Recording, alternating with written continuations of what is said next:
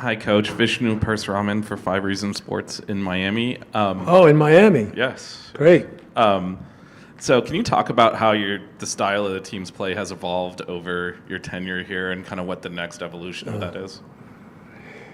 Well, over the last 40 years, it's changed so dramatically, and almost every season, it's all because of the personnel. Whatever my coaching staff and I evaluate as our strengths, we try to emphasize those.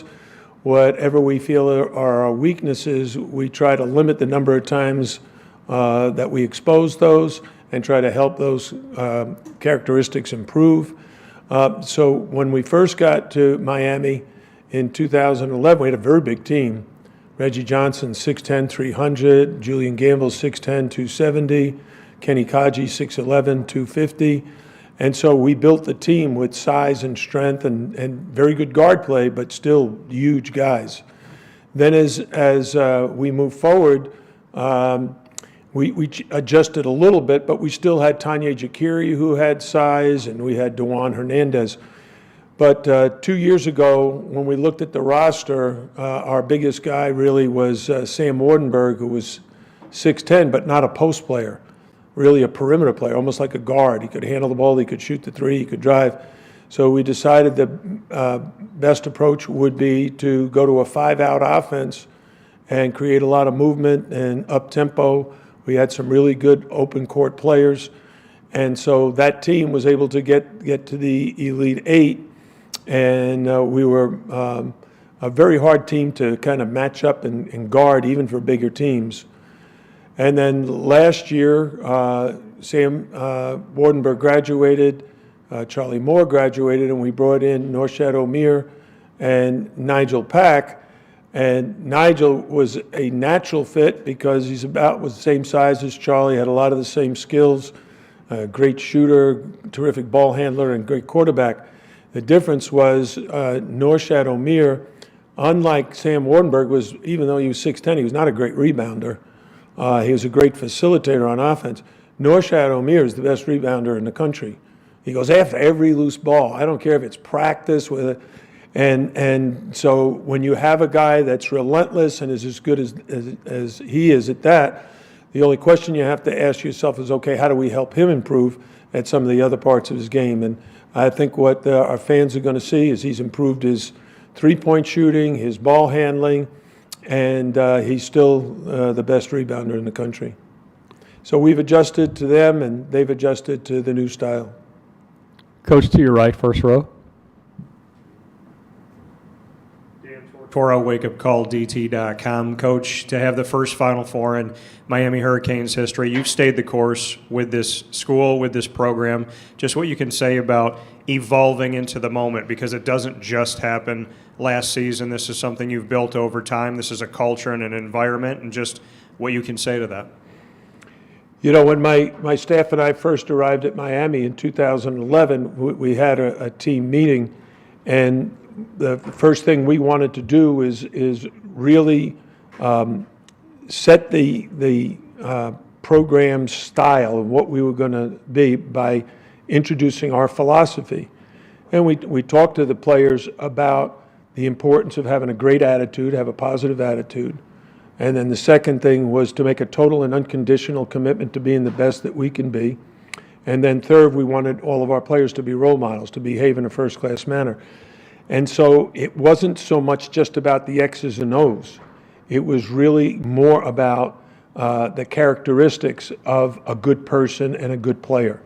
And a good player is someone who's a good teammate, a great teammate, someone who's willing to sacrifice for the team, someone who's going to work hard himself, but he's also going to help his teammates work hard, encourage them, be cheerleaders for them, and vice versa. Those teammates will cheer him on. And so we added Shane Larkin to a veteran group, and he bought into the program immediately. He was a transfer from DePaul. The returning players embraced the new coaching staff and our style very well. And so we just built, over the next 2 years, we won the ACC regular season and tournament championship. And that makes it a little easier to sell to the next group, We've had success now, and this is the way we've done it. You need to embrace that and help us continue and let it grow. And that's what happened. Then Angel Rodriguez and Sheldon McClellan, Kamari Murphy, Tanya Jakiri, they came on board, Davon Reed, and helped us get to the Sweet 16. And then that was turned over to Bruce Brown, Lonnie Walker, Dewan Hernandez, and that whole crew. And so I think you said it very well. Our success to get to the Elite Eight and Final Four didn't happen overnight. It happened over a decade. And the guys we have now, like the two gentlemen to my right, have really embraced that. And I'll tell a quick story about Nigel. You know, everybody was making a big deal of whether, you know, these two guys would fit in and be able to have good chemistry. And from my memory, he walked into our practice facility, and Isaiah Wong was there shooting, and they ended up working out together. And by the end of the workout, they were like best friends. That's what you want. You want people who embrace other people, who enjoy the culture and the competition. And we have that. We had it 2 years ago when we got to the Elite Eight. We had it last year, and we're working on that right now. Coach, thank you. You can switch places with Nigel. Get some reaction from this young man. Again, if you've identified yourselves, please do that once again for us. Question for Nijel Pack. Nigel, go back in the center row, and we'll start where we did with Coach. Hi, Nigel. Vishnu Persraman for 5 Reasons Sports in Miami. Can you talk about how much more comfortable you are with your second year in the program and how you've evolved your game over the last year? Yeah, I mean, coming in my first year, playing with a group of new guys, and learning their games, and how to adapt to this program, and what it takes to win.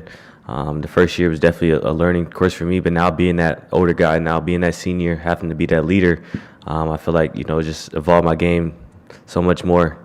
Just continue to grow day in and day out. My teammates always encouraging me and helping me. My coaches are always pushing me to become a better person and better myself on the court. So I just continue day in to try to get better to help my teammates and put us in the best positions to win, and be successful as a team, and try to put myself last, and worry about what the team needs to do and what the team needs to worry about to win. Nigel, to your right, first row. Dan Tortora, wakeupcalldt.com. You just heard Coach talk about that moment with Isaiah Wong coming in, being total strangers, walking out as best friends. Bring me into that moment from your point of view, because in the world we live in today with transfers and different things that happen, the chemistry is what people talk about. But Miami seemingly had it immediately from your point of view. Yeah, it was great. I can remember, I built an instant chemistry with Norchad here just because he's my roommate. Living with him every day, caused us to bond quickly. So, that bond was there. And then the first day, everybody welcomed me with open arms. Me and Isaiah, we worked out together. That competitive nature in us really drove both of us. And, we really like to see that when, both guys are competing. And then even off the court, we were bonding as well. We always played 2K together. And that really helped grow our bond, especially throughout the year as we played more and more. It grew our bond on the court. And I can say that with every guy, on our team. We, show love with each other. We're all brothers. And we all look out for each other and want the best for each other. And that's why I feel like we're so successful, because we truly want to see each other win. Stay on the right side, third row, right in the middle.